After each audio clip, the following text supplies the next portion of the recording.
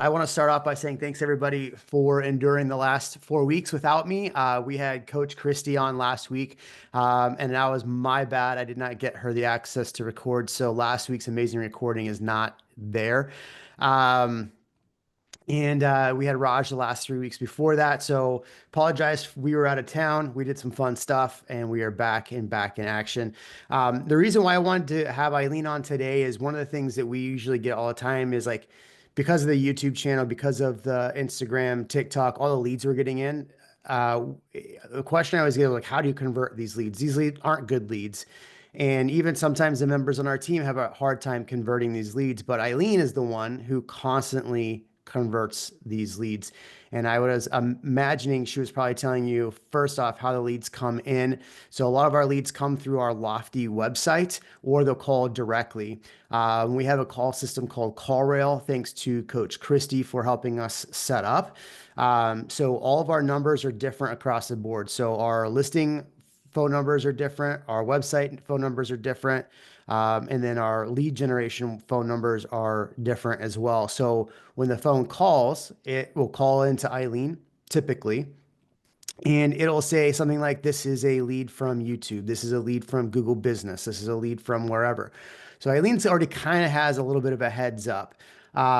So what I wanted to do was go through kind of that conversion process and then the follow-up process and to the appointment setting. Because I think the biggest problem most agents have, and sometimes I see this with our agents, and you tell me if this is you, you'll get a lead and you're so excited to get it that you don't ask all the right questions. And what I heard her saying was, I ask a question and then I'm quiet. Even if it's awkward, they're forced to answer. And I think the problem with most of us real estate agents is when we get a lead on the phone, we're like a dog on a bone. We're so excited. It's like we're a dog chasing a car and we finally caught the car and don't know what to do next. So today we're going to go through what to do next. So Eileen, because I missed the first couple of minutes, why don't you reiterate what you were saying, and then I'm going to let you go into. I want to go into a actual potential phone call, right? What are the things you say when a lead comes in the chat? If you get a lead, where is your leads coming from? Is it coming from website? Is it calling sign calls? Where are they coming from? Ours are typically either a sign call from a listing into the website, but typically Eileen's calling somebody back from a website call or a lead call. So imagine, Eileen, somebody's calling in to the website, or they've called in for the website, or you found they registered on the website and you're calling them. Yeah, so this is Eileen with the Night Group. Thank you for registering on our website. Just wanted to reach out and see how we can be of assistance with your new home search. That's it. And then I'm That's it. quiet. Okay. So actually, Steph, you get YouTube stuff too. So why don't we role play with Eileen and Steph?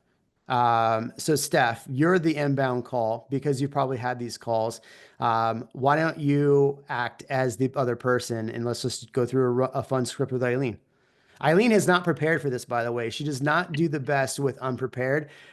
So forgive Me her if neither. she's a little off. Me Yeah. neither. So let's try it. Let's go. Okay. Yeah. We had an exciting morning right before this. I'm still a little kind of on edge, but let's role play. Okay. Um, most people that call me, they just call and like, oh, I saw your video. We're thinking about moving to the area. I really love like your info, but we're not sure when and where. Good. Okay. So why Austin? What area are you in? I'm in South Austin, like South Central. No, Okay. like what area are you calling from? Oh, I'm So sorry. I am in Kentucky. There you go. Kentucky. Okay. All right. So what brings you from Kentucky to Austin? Well, I have an opportunity to move my job. I haven't quite got the offer yet, but it's a potential to move to the Buda area. That's awesome. So you have a potential to move to the Buda area. What does that look like? Around what time? Well, it's kind of up in the air right now. There's no set in stone, but I am going to travel down there in the next couple months and do an interview, and then we'll kind of play it from there. Okay. So you'll be in town. When are you going to be in town for the I'm looking interview? to be in town beginning of next month. Okay, perfect.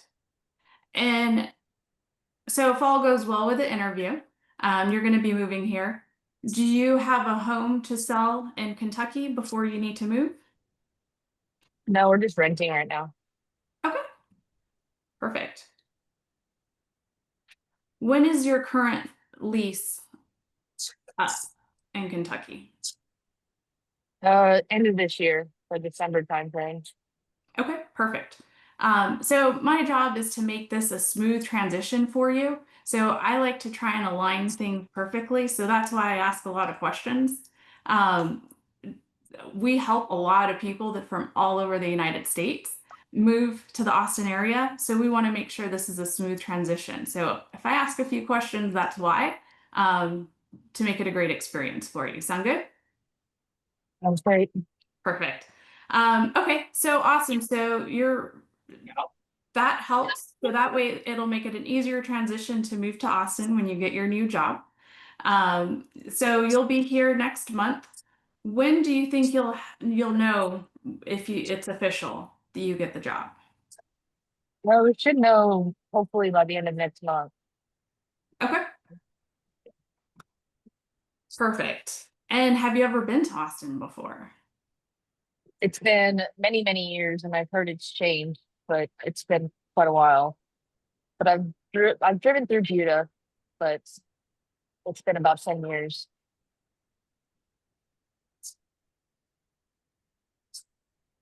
Awesome. It has changed quite a bit. Do you have an idea of, I know it's been a while, but do you have an idea of where you want to live when you moved in? A big thing for us is just finding good schools. Okay.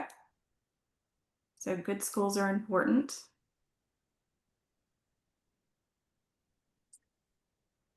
Now, have you, is there anything else kind of must have in your area that you want to have when you move down?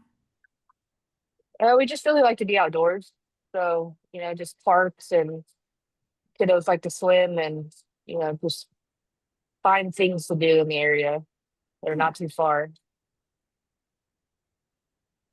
Okay, perfect. So lots of outdoor, and Austin has a lot of, and there's a lot of communities um, that have a lot to do outdoors, the biking trails, walking trails. You have the mature trees out here, so definitely can help you find that. Now, do you know price point? Have you had are you going to be paying cash or are you going to be utilizing a lender? We're gonna finance for sure. Okay. Have you had a chance to talk with any lenders just yet?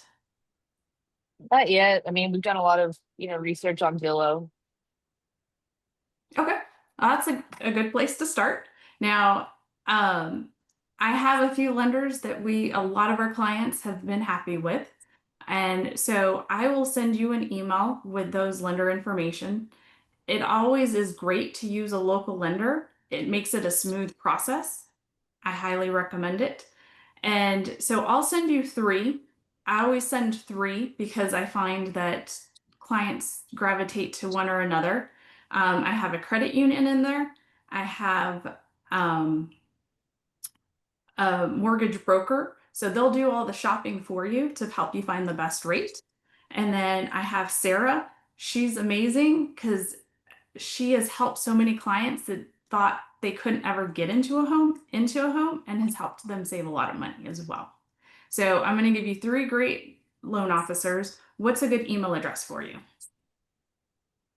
Steph at stephpartzone.com. All right. You said stephparts.com? Partzone.com. Part. Okay. All right. So I will send that email over to you. Now that's going to be the first step in the process. Once you get that approved, that'll give me a good idea of ballpark, make sure we're looking at the right homes when you come down. Now, As far as let's plan, I want to put a plan in place for when you are in town so we can make the most. You said you're going to be in town next month. You're going to have a job interview. I would also love to meet with you so that way we can go explore different areas. So, how long are you going to be in town for? 3 days. 3 days. Okay. Well, I can definitely maximize your time while you are here. So, what I like to do is I like to schedule a time for us to meet and really dive into more details as far as what you're looking for into a home. I want to know, I already know that you like the outdoors, the trails, but I want to know a little bit more about the inside of the home and get a good detailed vision of what you're looking for so I can best help you. You're only here 3 days, and so I want to ask even more questions so that way we're only looking at 5 homes instead of 500 homes during that time. Does that work? Sounds great. Perfect. All right, so I have next Tuesday available or Wednesday available. What day is going to work better for you? I'll let you for Wednesday. Perfect. What time on Wednesday will work best for you? Afternoon, preferably. Will 2 o'clock work? Yeah, that works great. Perfect. And is there anyone else that's going to be coming out and purchasing the home with you? Just me and my kiddos. Okay, perfect. So I'm going to send you an email to confirm the appointment. It's going to be via Zoom. It takes roughly plan about 45 minutes, an hour, because again, I like to ask a lot of questions to maximize your time while you're in and put a plan in place for when you're in town. And so I'll send out that email. Just go ahead and confirm that for me. And I look forward to meeting with you in person via Zoom next Wednesday at 2 o'clock. Coach Christy, how'd she do? I love that she used words like, here's what happens next, create a process, save you time. She reiterated numerous times. I actually was a little annoyed with myself that I didn't have a post-it to like write it down. So I'll definitely want the playbook on this one. She reiterated why she was asking so many questions. Now, Eileen, why do you ask so many questions? So we're looking at 5 homes and not 500 homes because I'm not driving 40 homes. We're looking at 5 homes. And you pre-framed that so well. So if you go like when you go to the transcription of this, there were so many subtleties in there. She reassured, right? Like Steph's never spoken to Eileen. She's watched some videos, but she's like, whoa, bro, why are you coming at me with so many questions, right? Like you did a great job pre-framing that, but then also setting up what the success looks like of coming here and why we're looking at 5 homes and not 50. Again, as an agent, you don't want to show that many homes, but also you're going to save her time. So you're already building in your value. And the questions were really kind of narrowing down to help you know how viable. This is what I infer that you're doing. You want to know how viable a transaction, a successful close, Steph is. And that's why you've baked in several of those questions. So you know about her financial literacy, you know about her motivation, you know about the timeline and the seriousness so that you can rank her as a lead. Exactly. Yeah, I have to agree on all those points. And Steph, a lot of the phone calls that I overhear Eileen take are almost verbatim how your call was with her. Very rarely does she get a lot of objections. Now, the one thing that she'll get is this a lot, which is, oh, I wanted to talk to Jeremy. So if you have like an ISA on your team, Steph, obviously at a certain point, you're not going to be able to take all the calls, right? You're going to have somebody on your team doing it. How do you overcome that objection when they want to talk to me, Eileen, versus talking to you? I get it a few times. I go, oh, thank you for watching the channel. You saw us on YouTube. Thank you so much for watching the channel. I will tell Jeremy he put so much time and work in that. He's really going to greatly appreciate that. So you're going to be moving next week. We can't wait to help you.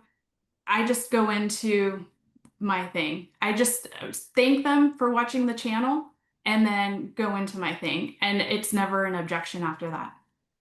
I would say 100%. Like the conversion on that is incredibly high.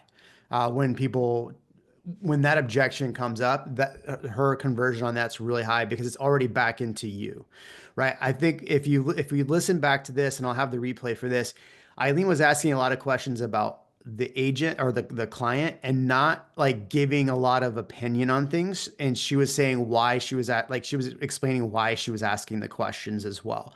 So as a consumer, if I'm getting asked these questions and I'm like, why is this person asking me this? And it's just, well, I'm asking this question because I don't want to look at 50 homes with you. I'd like to narrow it down to 5 to best utilize your time. Oh, well, she cares about me, right? And so the more that you're making it about the person and explaining why you're asking the question and then reiterating the question, she did those 3 things really, really, really well. And I think if you're going to take inbound calls at any point, whether they're leads to the website, like direct phone calls, as long as you're doing those things and then setting an appointment, because the problem is if she would have taken that call and made it a full buyer appointment right then, that buyer's already got everything they need. What's to stop them from just calling somebody else and doing it again, right? Well, if they have an appointment to keep now, and now you've already given homework by Eileen, which is like, hey, here's 3 lenders to reach out to. Well, I got to do the homework for Eileen now. I'm kind of committed to Eileen. And then the thing is with them, there are several times like the agents on our team won't go that extra step to follow up and say, hey, we have a meeting next week. Have you reached out to a lender yet? Have you talked to and then in this scenario, how's it looking with the job? Is this something you're getting excited for? So the follow-up after this is really important too. But if they're not doing that homework with talking to a lender, they're going to be a pain to work with. And Steph, I would imagine that you, doing this YouTube channel, you're starting to, attract the clients that want to work with you. And then you're able to weed out those clients that aren't going to do the little things. And you already know, like, I'm not going to work with this person. I'm going to be a pain in the ass. I'm going to refer them to Rambo. Sorry, Rambo. Yes. Yeah, I'll take it. Send me my way. I'll take it.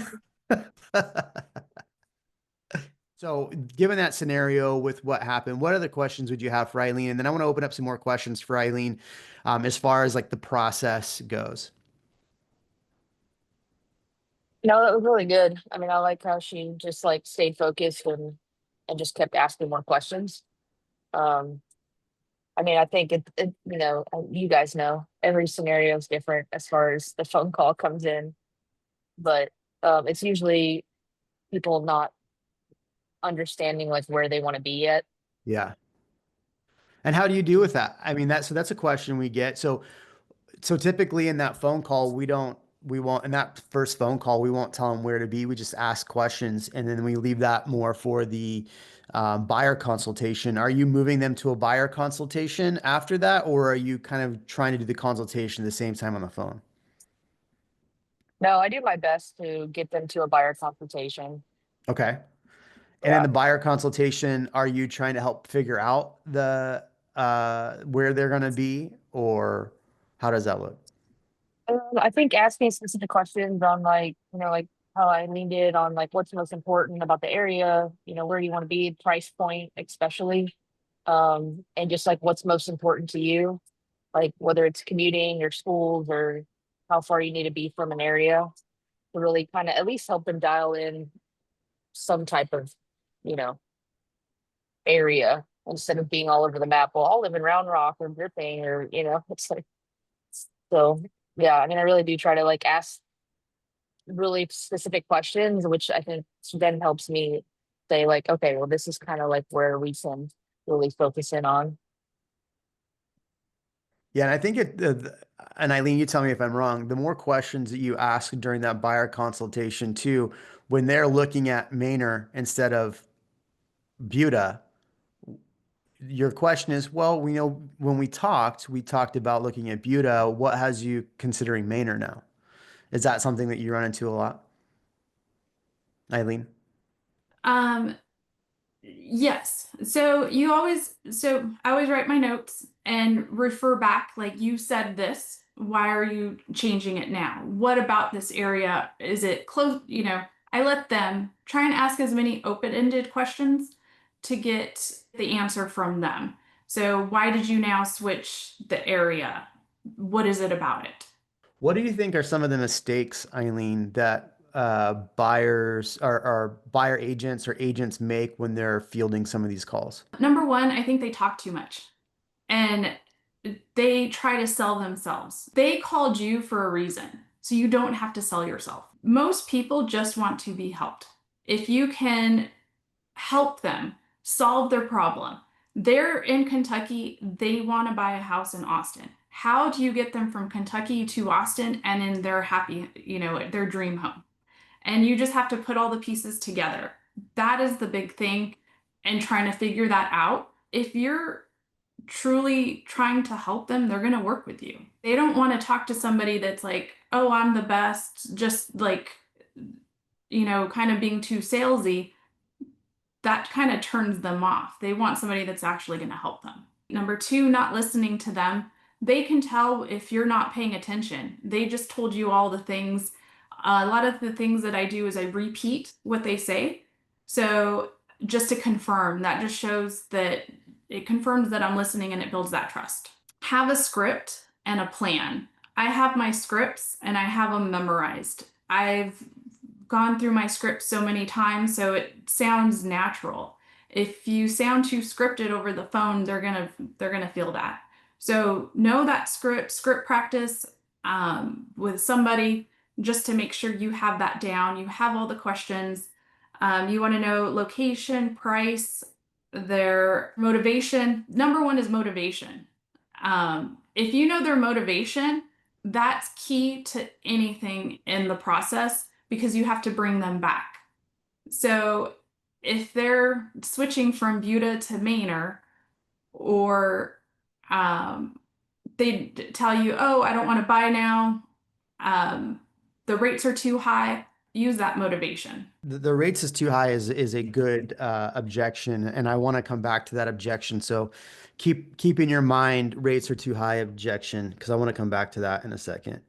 Yes, Right, you have a good objection handler for that one. Yeah, I want to get back into that one because that's one I think our agents sometimes struggle with that and how to actually have a conversation beyond that. And I mean, Steph, have you heard that from people like, oh, I don't know if I really want to buy, the rates are too high?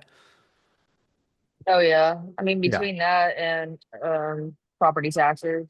Yeah. Yeah. Oh, property taxes. Don't get me started. Okay. So what are some of the other mistakes that you're seeing agents make?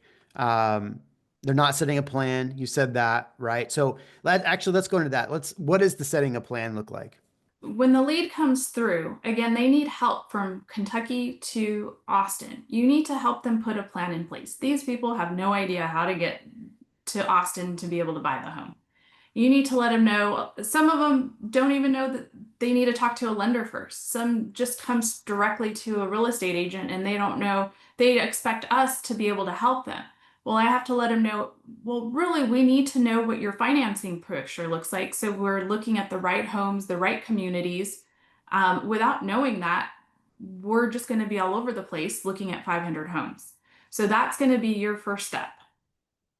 So you have to walk them through every single step of the process, and you have to kind of explain why you're walking them through that. So the finance piece, first and foremost, I try and let them know before we set the appointment, have your financing set.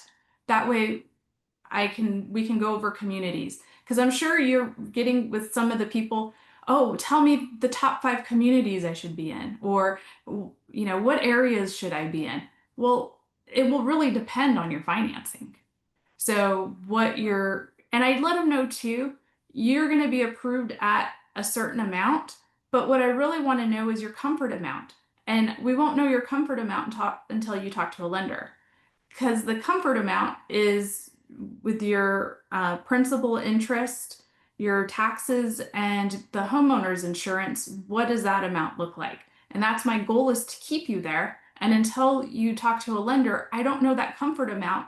And we really can't dive into what the homes are going to be until we know your comfort amount. Let's dive into the objection of rates are too high.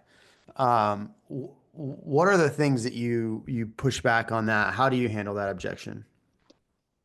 So I let them know my past. Well, I just recently helped a client get 5%. I'd love to tell you a little bit more about how I just helped my client and how I can help you. Let's set an appointment to gather more information as far as what you're looking for. Put a plan in place. Does that work?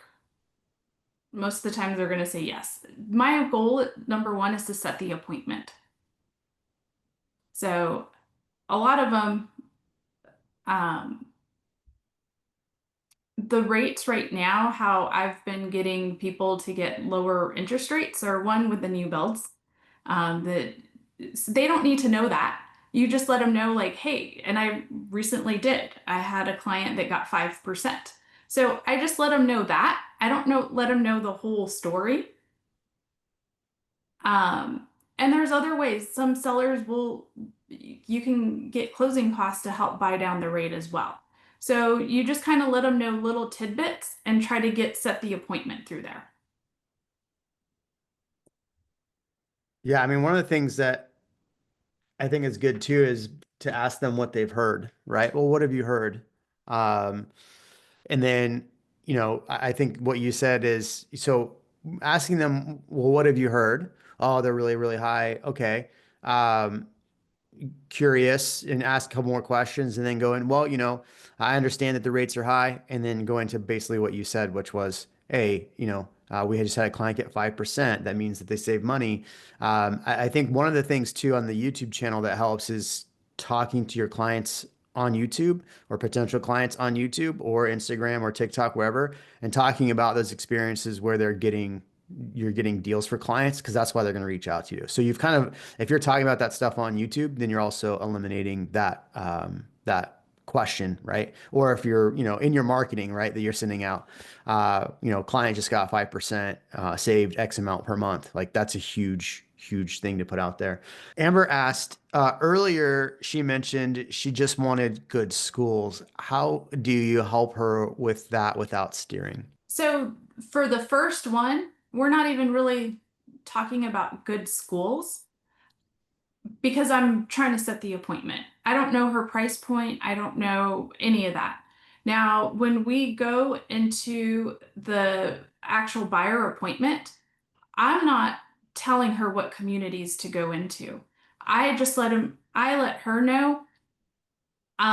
If you'd like more information on the schools, you can go to niche.com or greatschools.org, and it'll tell you more information. But I never tell a client, oh, these are better schools. I've never done that. I just let them know on the community, hey, there's this community that has the parks and trails that you're looking for with the pool. I leave it to them. Yeah, and those two sources I think are good. The other one, it's not Austin Crime Map. It's oh God, there's another one that I've used on the YouTube channel several times and showed people. I'll have to think of it, but there's another source that you can use that'll tell people like all the good schools. It'll show them the crime. God, why can't I think of it right now? But there's another site for that as well, and you can put in different zip codes. So I've used that to give them as well. Rambo, I see you off to the side there. What questions? I know you're doing a lot of stuff on Instagram and you're getting a lot of leads. What are you getting, and how are you getting leads coming to you from Instagram? It's pretty much home tours and asking them to DM me for more details. Once they ask more details, most of them fish for information, but after doing it for a while, I was able to fish out the serious ones from the not so serious ones. And what does that look like? So if they're serious, they literally give me the whole requirement. Hey, we love your videos.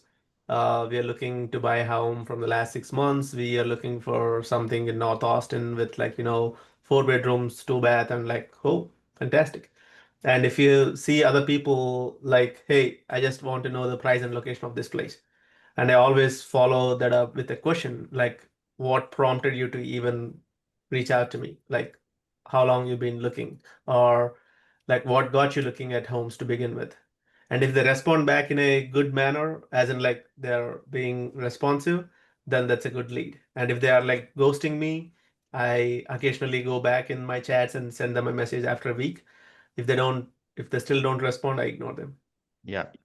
So are you doing the process like Eileen's doing where you're trying to ask all of these questions and set an appointment, or are Yes. you, yeah, how does that look? Very similar questions. And usually I used to talk like for 20-30 minutes in my first call, and I stopped doing that anymore.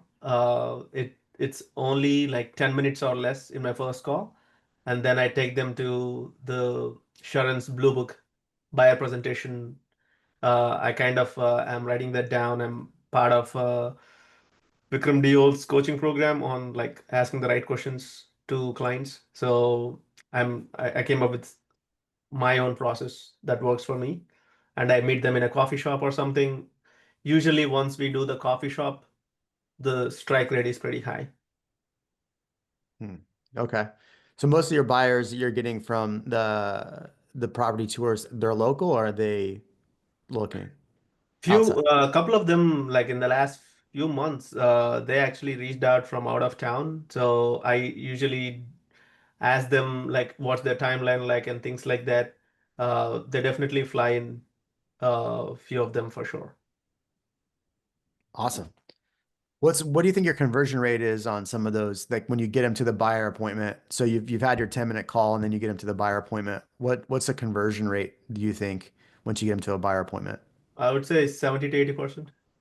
And what's your follow-up look like in order between the time you have that first call and the buyer appointment? What's your follow-up look like? If I remember, I'll send them a reminder that, hey, we are meeting so and so. But if not, I don't. That's bad. I have to still do some kind of a follow-up, give them some value pieces in the like before they meet me to kind of like saying that I care about them and like, I'm thinking about you before our meeting. What do I'm not those value doing that. pieces look like? In my mind, again, I haven't done that. In my mind, I did a couple of times, which is I write down their criteria on a paper and then I kind of look at like MLS and seeing houses, what they talked about, and just send a selfie of that, like, hey, I'm excited to talk about all the options that I'm going to bring for our meeting tomorrow. I did that for a couple of clients before, and it was good response. Nice. Eileen, what between the time of the call and the buyer appointment, what's your follow-up look like generally, and what do you typically send out to them? So as soon as we get off the phone, I try within like 5-10 minutes. I have my pre-filled out. Thank you so much. It was so nice talking with you. If I was going to give them the lender information, here's a list of lenders that we recommend. I look forward to meeting with you. So I look forward to meeting with you on Wednesday. We look forward to helping you with your new home. So I send that email and then I send the calendar invite for our meeting so they can accept the meeting. And then I will send a follow-up email before our meeting. Hey, we look forward to meeting with you tomorrow. Just want to confirm tomorrow at 2 still works for you. Just as sending as a reminder. I love And it. we have the meeting. I love it. I'm going to move to some Q&A here. So if you have questions for Eileen or if you want some input something in, do that. I apologize again for kind of a chaotic day. We had a lot of craziness right before this call. So it's been an interesting day so far. So what do you got, Rambo, Amber, Steph? What do you got? Martha, I see you in here.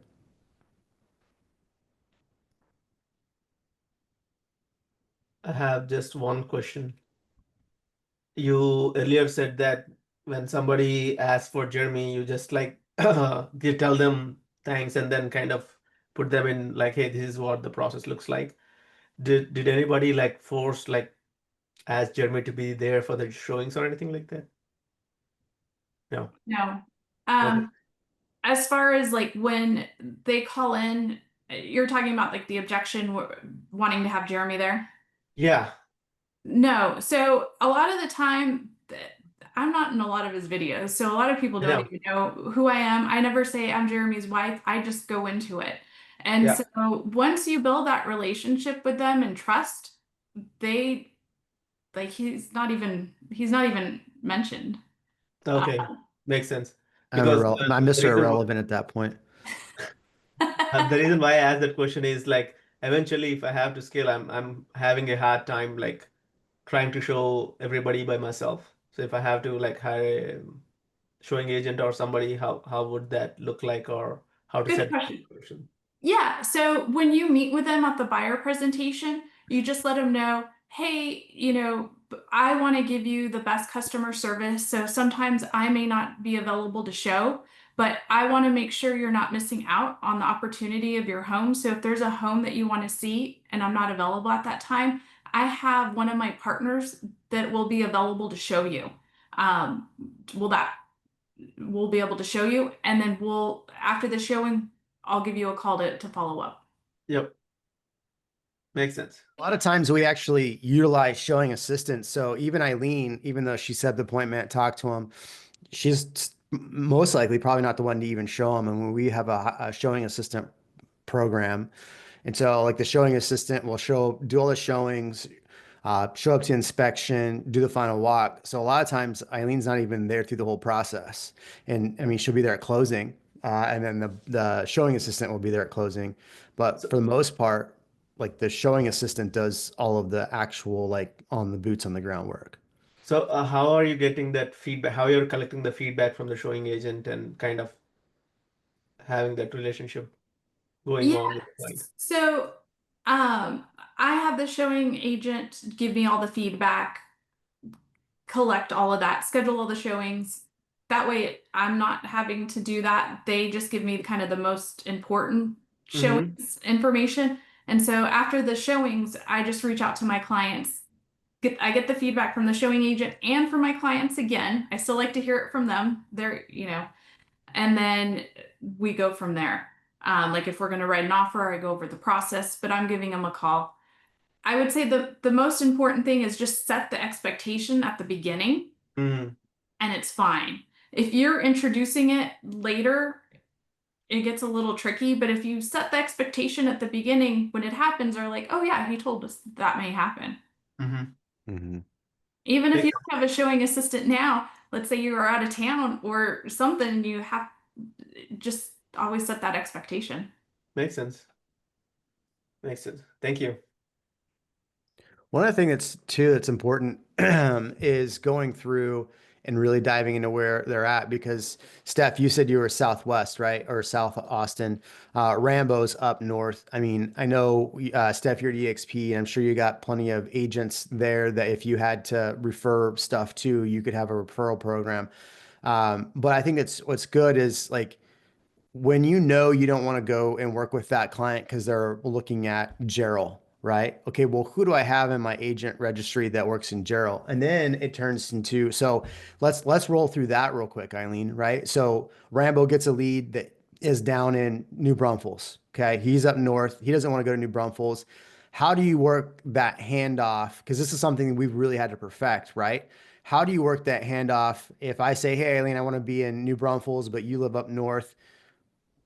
How do you start that conversation to then set up for them to work with a different agent?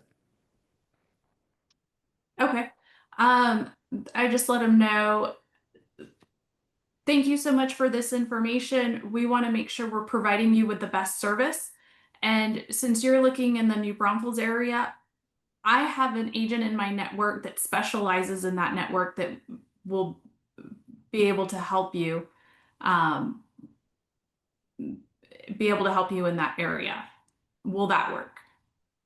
Most of the time they're going to be like, yep, that works. So just introduce the agent as a specialist in the area, and they're part of your network. Yeah. Yeah. We've run into that in the past where we've said this person's on my team and they're not really on your team. Right. But having, in our network, like Rambo is in our network. So if I was going to refer Rambo to somebody, I would say, oh, I'm really excited that you're looking in that area. You know what? I actually have a specialist in my network, Rambo. He actually knows more about that area than most agents. Would it be okay if I connect you with him? Because you know what? The most important thing here is making sure you're getting the right person representing you, because obviously you know how crazy this market is. I just saw him get like crazy deals for clients. But would that work for you or something like that? Eileen does a really good job of just kind of handing that off too. But I think having a good network of agents, because the problem, especially Steph, you're probably running into this now, is like you're getting leads for all over, and it's a lot of work to shoot content, run around, sell homes, and then now you're in Gerald, right? So, um, and Rambo's got a good network of agents with him too. So I would say, you know, especially when you're getting all these leads, it's really good to network with agents that work in different areas and have somebody that you trust to help clients and it's on your same wavelength with how you help clients. Because you know, a lot of us are struggling to get business, but if you can get 25, 30% on a deal instead of having to drive all the way to Gerald or all the way to New Braunfels and waste that time where you could be making more content. This is some of the things we try to drill into our team agents on our team right now is like, hey, why are you running out and shooting that TikTok when you could be calling this person, that person, this person, right? Why are you driving across town to shoot that TikTok? That doesn't make sense. Like you should be making calls. So I think it's really important that we don't always run across town to work with clients that we don't need to. Eileen's looking at me like, yeah. It gets draining. I've done it before. I've gone all the way to New Braunfels, all the way to Gerald, and to Liberty Hill. It's The other option is to have a showing assistant, right? And so the showing assistant or showing partner also really helps. I mean, you can do that several different ways. Obviously, you can pay per door. You can pay them, you know, a percent per transaction. We've done it both ways, and there's pros and cons of both ways, right? You can pay them 10, 15% per transaction. They show up to everything. You pay them a flat fee. You can pay them $50 a door. The reality is I don't think there's one way better than the other to do that. You just got to figure out what's best for your wallet at the end of the day. And is that agent going to be helpful? So, what are the questions we had before we bounce out of here? Eileen and I have an 11 o'clock team meeting. So I just want to reiterate that point you just made, Jeremy, that the first advice that I got from Ian when I got my license is like pick your area and do not drive around the town. yeah, And I wasn't like being a new agent who is hungry for business, that was very hard to take because I was like, I'll go wherever the business is. It's like, but he sat down, like sit me down and explained exactly how it works. And I was like, it makes more sense. And I'm happy that I got that advice way, like even I before started doing business. It was that I definitely recommend people to pick their own area. yeah, 100%. I can't tell you how many times I drove to Liberty Hill. I hate that place. Not because it's Liberty Hill, just I hate driving there. Um, Hey, so I'm right next to Liberty Hill. yeah, and now I just say, hey, Rambo, I got somebody for you. Lock them down. Well, I'm going to end it there. Thanks, everybody. Next Thursday is going to be hopefully right on time and even better than this. I apologize for the lateness. Maybe I'll do a whole story about what happened. We'll see. Eileen says, no, don't do that. So, all right, we'll see everybody. Have a good one.